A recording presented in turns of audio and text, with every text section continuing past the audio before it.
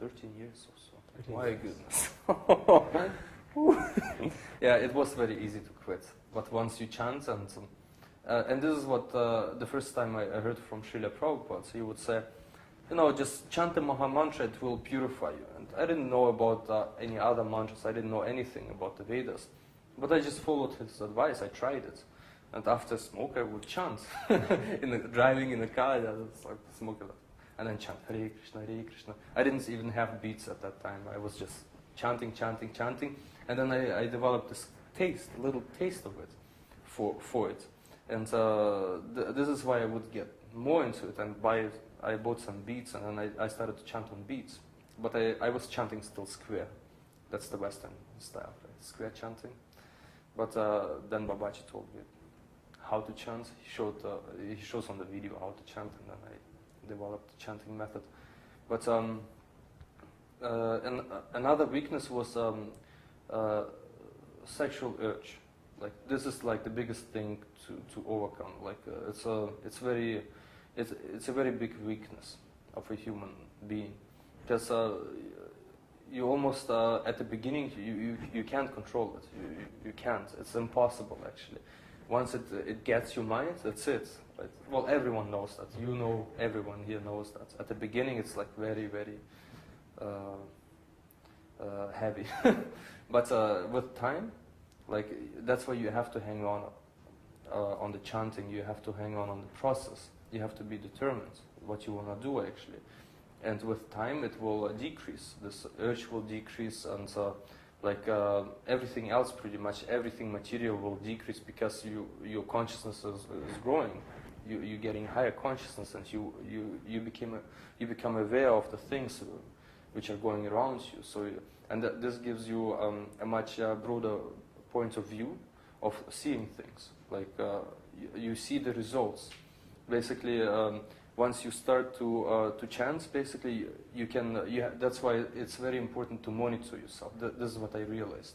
If you monitor yourself and you see yourself in the past, and then at this point you can see a big difference. Like it's a big difference for you, but not a big difference for an advanced devotee, for example. It's very small. But for you, the transition at the beginning from material consciousness to spiritual consciousness, or not consciousness but awareness at least, it's very big. You can actually see it. But the thing is, though, one weakness is for some people, like like my ex-girlfriend, for example, is determination. She didn't have any. So this is one big weakness for other people, I guess. It's like if you don't have determination, sincerity, then forget it. You won't achieve it unless you're very, very, very fortunate. But the first step is the most difficult one. The transition from bad habits to good habits. Dropping the 4 regulative principles, dropping eating meat, intoxication, illicit sex, and gambling. So this is like the biggest step you can ever do in your life. Everything else afterwards becomes easier and easier. Once you experience more, it becomes easier and easier, easier. And then, as Babaji said, it will take some time to learn the scriptures, to learn the whole thing, and then get realization. But still, this is the most difficult step, I believe. And it was also difficult in such an environment where I never met a devotee in my life. I never saw a devotee face to face in my life. The only thing I had were the scriptures. The only thing I had was lots of time at work to read them. So on the PDF files, as I said. So I was just reading. So that was good. But the people who surrounded you, they always would try to drag you down, pull you down at the beginning. And again, if you're not determined, and if you listen to their opinions, then you definitely won't be able to make it. Like there was one guy on the forum, he spoke to someone about chanting and to an ISKCON devotee, and now he doesn't chant at all. It's like, where's the determination? It's like, what's wrong with you? It's like, oh, I don't know, no, you have one goal and you follow the goal. You follow it until you get it. But if you follow this and that and here and there, then forget it. It's like this is what Krishna says, right? With persons who are many-branched. Their intelligence is like, so irresolute. Exactly, that's what it was. So it's like, no, you have to be on the path. And this is when people will tell you you're narrow-minded. Oh, I would hate that. It's like, don't tell me I'm narrow-minded. I did the research. I came to a conclusion. I was reading Buddhism. I was reading Christianity. I was reading this and that, New Age. It's like, and none of them made sense. Because they're very broad, like big, and so they have maybe one or two good points, but that's it. But the Vedas, they're very broad, and they have all the details. It's not like there's something missing. But in those literature, everything is missing. So that's why, that was also another weakness. Well, that was the whole weakness of my, like the big weakness, what I had, anger towards other people and towards their religion. And the weakness is like, you should not put anyone down or their religion down. So even they have faith, that's good. Just leave them alone. Follow, don't be, just follow your own path. Don't be like stuck in one place and like some devotees, they like to do it, especially at the beginning. They like to say, oh no, your religion is like the lowest one, or your religion is this, or your religion is that. This is also a weakness, I believe. You should just follow your own path, do what you think is right, and not judge anyone else. So that was, I believe, another weakness of mine when I found out about all those religions, and then compared them to the Vedas. I was like, no, you're all corrupt. It's like, you could see it. You can actually see it in the reflection of the Vedas. You can see how corrupt everything else is. It's like. And but this is also a weakness. You get attached to the judgmental mind, for example, right?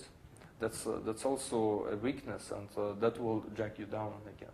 And this is why it's very important to monitor yourself from the side.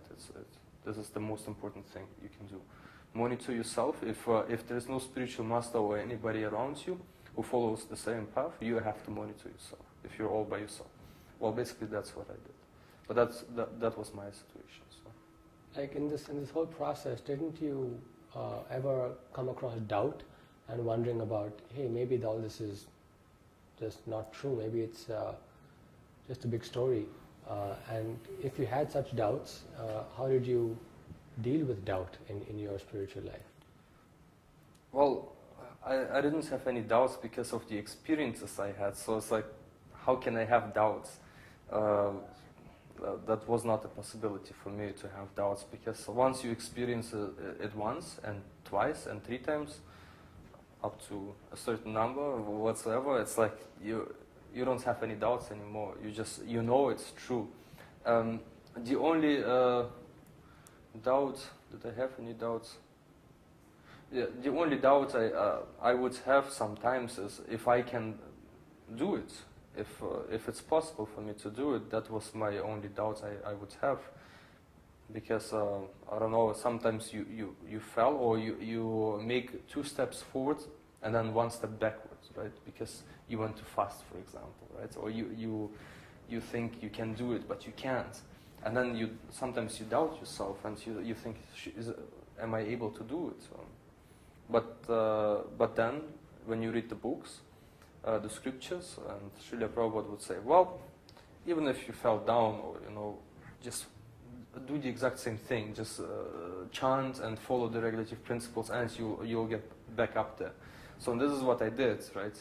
So little by little, and basically that was the whole doubting thing. I didn't have much doubt about the scriptures or the knowledge itself, because the knowledge is true. Again, as we discussed, it's descending, right? It's not like you can analyze it, right away and come up with conclusions and this and that. It's like you have to experience it. Just do it. You do it. If you don't feel anything, you're doing something wrong. And if you're doing something wrong, then read up the scriptures, and then you will see what you're doing wrong. And once you correct that, you will experience it. The bliss sometimes, or whatever. Those things, those little things, what I experienced. But once you experience that, you won't have any doubts. Unless you're very analytical and, scientifically inclined. Like Samantha on the forum, right? Well, this is the what you pulled up. The forum. With material logic. Or material logic, yeah. She did experience it. Maybe she didn't. Who knows, right? Maybe she forgot about it, or she had a short-term memory. But she was very scientific, I guess, and that's why it's like she started to doubt again. Because spirituality is different from material or materialism. Material things, it's completely different. It's inward, not outwardly. So, yeah. Okay. Looking back on your growth as a devotee and decisions that you made that eventually got you to where you are today at the ashram, are there things that you would have done differently if you could go back and do them? Would you have done things faster, or would you still have taken 4 years, or were there certain